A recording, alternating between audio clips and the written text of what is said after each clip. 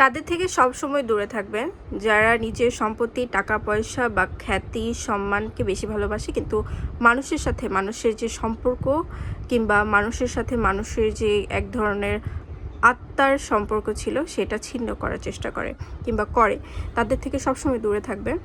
এখন এটা কথা হচ্ছে যে এটা ভ্যারি করে যে পার্সন ওয়াইজ, যে পার্সনটা আপনার সাথে কি করেছে, কি করছে না, বা সে অন্যায় করেছিল সেটার প্রতিশোধ হিসেবে আপনি যদি কারোর সাথে তার সাথে যোগাযোগ না রাখেন, সে জন্য আপনি তার ক্ষতি করতে পারেন কিংবা তার সাথে আপনার সম্পর্ক ছিন্ন করতে পারেন, সেটা আলাদা বিষয়।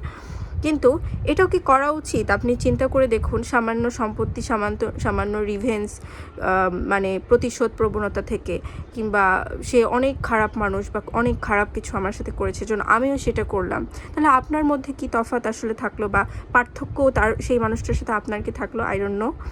বাট আমি এটুকু বুঝি যে কোনো মানুষ কবরে আসলে কোনো সম্পত্তি, টাকা পয়সা, কোনো কিছুই নিয়ে যায় না। মানুষ মূলত নিয়ে যায় ব্যবহার, আর মানুষ মূলত নিয়ে যায় আপনার কতটুকু ধৈর্য ছিল, যে আপনি একজন খারাপ আপনার সাথে ব্যবহার করলো কিন্তু আপনি ধৈর্য সহকারে সেটা সহ্য করলেন এবং সম্পর্কটা টিকিয়ে রাখলেন। এটা হচ্ছে সবচেয়ে ইম্পর্টেন্ট বিষয়। কিন্তু অনেকের কাছে না আজকাল 2026 সালে সম্পর্কর থেকে বেশি টাকাটা বেশি জরুরি। হ্যাঁ, টাকা অবশ্যই জরুরি, আমি বলছি না জরুরি না, কিন্তু আমরা কি আদৌ টাকার পিছনে ছুটতে ছুটতে নিজের সম্পর্কটা ছিন্ন করছি না, নিজের সম্পর্কটা নষ্ট করছি না? কিংবা আমরা কি এই সম্পর্ক নষ্ট করার সাথে সাথে নিজেদের যে কর্ম সেটা নিচু করে ফেলছি না? একটু চিন্তা করে দেখবেন।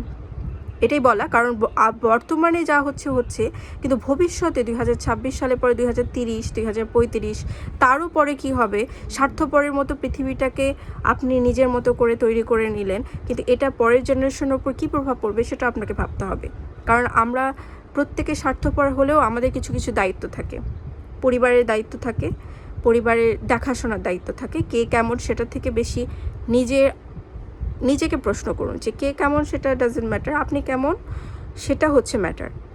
তাই আমাদের পরের প্রজন্মের কথাও তো একটু ভাবা উচিত। বেশি করে গাছ লাগানো উচিত পরিবেশের জন্য, তাদেরকে ভালোটা শেখানো উচিত। তারা যেন মাথায় প্রশ্ন না রাখে যে এটা কেন করলো আমার পিতামাতা, কিংবা প্রশ্ন না করে যে সম্পর্ক থেকে কি টাকা বেশি জরুরি বা সম্পত্তি বেশি জরুরি। এই যে এই বিষয়গুলো, এগুলো আসলে কি শেখাচ্ছেন আপনি পরের প্রজন্মকে, এটা নিজেকে প্রশ্ন করুন, এটুকুই বলার। কারণ আমি তো দেখছি বর্তমানে যে পরিস্থিতি, খুবই বাজে পরিস্থিতি, এবং রামিসার ধর্ষণের পরে আস্তে আস্তে আমরা কোন লেভেলে চলে যাচ্ছে একবার চিন্তা করেছেন? চিন্তা করতে থাকুন, কারণ চিন্তা না করলে একদিন এই পৃথিবী ধ্বংস হবে এবং আপনার কিন্তু শাস্তি হবেই।